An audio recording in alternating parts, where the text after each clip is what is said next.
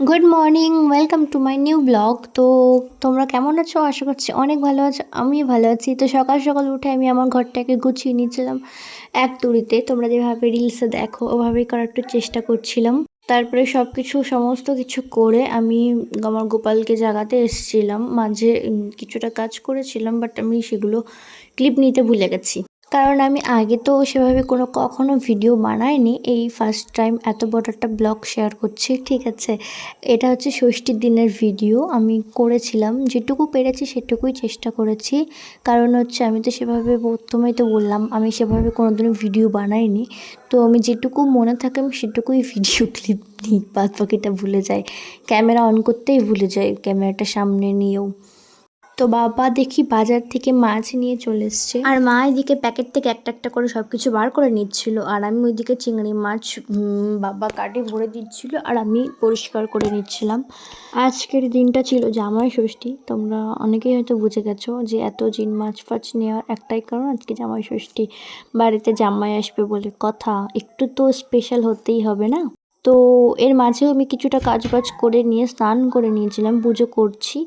তো পুজো করতে করতে আমি একটা কথা শেয়ার করছি। আজকে না আমি ভিডিও করছিলাম যে আমি কিভাবে পুজো করি সেটাই তোমাদের সাথে শেয়ার করব। তো সব কিছুই ঠিক ছিল, আমি ক্যামেরাটা সেটও করেছিলাম, বাট অন করতে ভুলে গেছি। পুজো শেষে দেখে কি আমি ক্যামেরাটা অনই করিনি। তো লাস্টে যেটুকু ক্লিপ বাকি ছিল পুজোর সেটুকুই আমি ক্লিপ নিতে পেরেছিলাম, বাদ বাকিটা পারিনি, ভুলে গেছি। তো আমি পুজো করতে করতে দেখি কি দাদারাও চলে এসছে ওইদিকে। তো আমি একটুখানি ক্যামেরাটা অন করতে, এদিকে ওরাও চলে আসলো।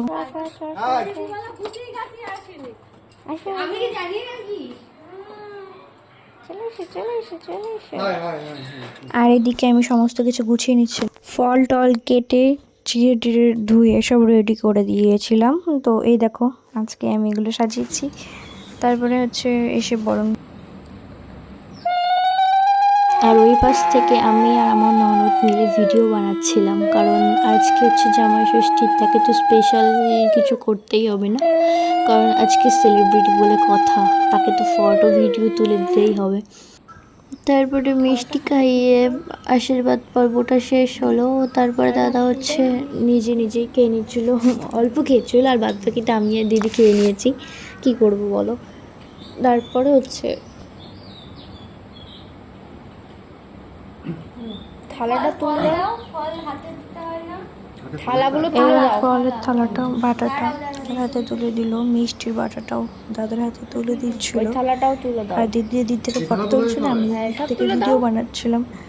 তো সব কিছু শেষে দেখো ওরা ভিডিও করতে ফটো তুলতে ব্যস্ত। আর দাদা এদিক থেকে একটা শার্ট গিফট করলো শাশুমাকে। তো শাড়িটা খুবই সুন্দর, দেখো কালারটাও অনেক সুন্দর। তারপরে সব কিছু কমপ্লিট করার পরে দুপুরে ক্লিপগুলো নিতে ভুলে গেছি, ওইগুলো দাদার ফোনে আছে। তো আমার তো নেওয়া হয়নি। তারপরে আমার বিকালবেলায় তিনজন বেরিয়ে পড়লাম, আমার বড় আসেনি, ঘুমাচ্ছিল। আর আমরা তিনজন বেরিয়ে পড়েছিলাম মামার বাড়ি যাব বলে। হট করেই ঠিক হলো তো চলো মামার বাড়িতে ঘুরে আসি। তো সেই মতো আমরা তিনজন বেরিয়ে পড়লাম। আর বললাম তোমার বর ঘুমাচ্ছিলো, আমরা তিনজনই এসেছি। তো গ্রামের রাস্তা দেখে যে পুকুর টুকুর চারিদিকে সবুজে ঘেরা। আমাদের বাড়িও গ্রামে, কিন্তু আমাদের বাড়ির দিকে না পুকুর টুকুর নেই। তো আমরা চলে আসলাম। এইদিকে মনে হচ্ছে বৃষ্টি হয়েছিল, রাস্তাঘাট ভিজে। তো মামার বাড়িতে চলেই আসলাম। আর আমরা না ওদেরকে বলে আসিনি যে আমরা হচ্ছে আসছি তোমাদের বাড়িতে। তো এই দেখা চলে এসেছি, কেউ জানেও না, বাড়িও নেই মনে হয়, কেউ দেখছি না তো কাউকে। তারপরে আবার বললাম তো ভুলে মন আমার সব কিছুই ভুলে যায়। তো এইটুকু আবার ক্যাপচার করেছি, বাদ বাকিটা নিতে পারিনি। তো সব কিছু শেষে কারেন্ট অফ হয়ে গেছিলো। তো ভাইরা খেলা করছিল গেম, সেটুকু একটু নিলাম। ওই যে ছোটোটা, ওরই বলছিলাম ওর শরীরটা খুব খারাপ, মুখে কী সব বেরিয়েছে দেখতে পাচ্ছ তো। তোমার হা হা করছে, মামা ফুচকা নিয়ে গেছিল। তো ফুচকাটা খাওয়া হয়ে গেছিলো, কিন্তু ফুচকা জলের সময় আমি ভিডিওটা করেছি, ফুচকা খাওয়ার সময় এইটুকুনি রাখলাম, ঠিক আছে? ভয়েসটা পাঠিয়ে তুই বলিস যে গাইস ভয়েসটা পাঠিয়ে মামা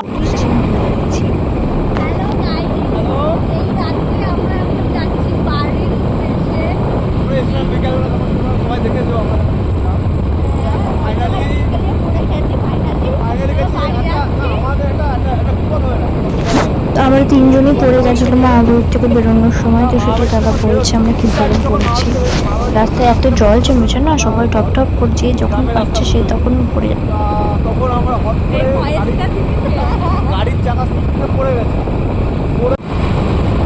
ঠিক আছে, পড়ে গেছি তো গেছি একদম পুরো কাদায় কারা ওখানে আবার কারা পড়ে গেছে, ওখানে রাস্তায় এমন অবস্থা যে কারা কখন পড়ে যাচ্ছে,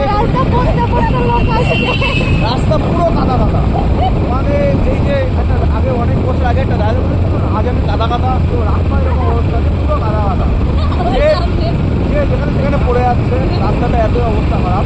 তো ফাইনালি আমরা পড়ে গেছি, আমাদের সারা গায়ে কাদা, দেখতে পাচ্ছ আমার গায়ে দেখা যাচ্ছে না, আমার এই পাশে পুরো কাদা। আমরা যথেষ্ট সেফটিভাবে গাড়ি চালাচ্ছি, যদি বেঁচে থাকি তাহলে গাড়ি ব্রেক ব্লক আবার হবে, ঠিক আছে। মা বাড়িতে যে রাস্তায় প্রথমে সেই রাস্তাটাও দেখানো হবে, পার্কটাও দেখানো হবে।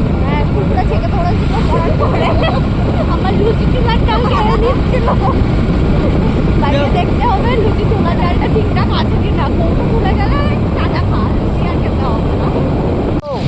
হাই গাইস, শ্বশুর বাড়ি হাজির।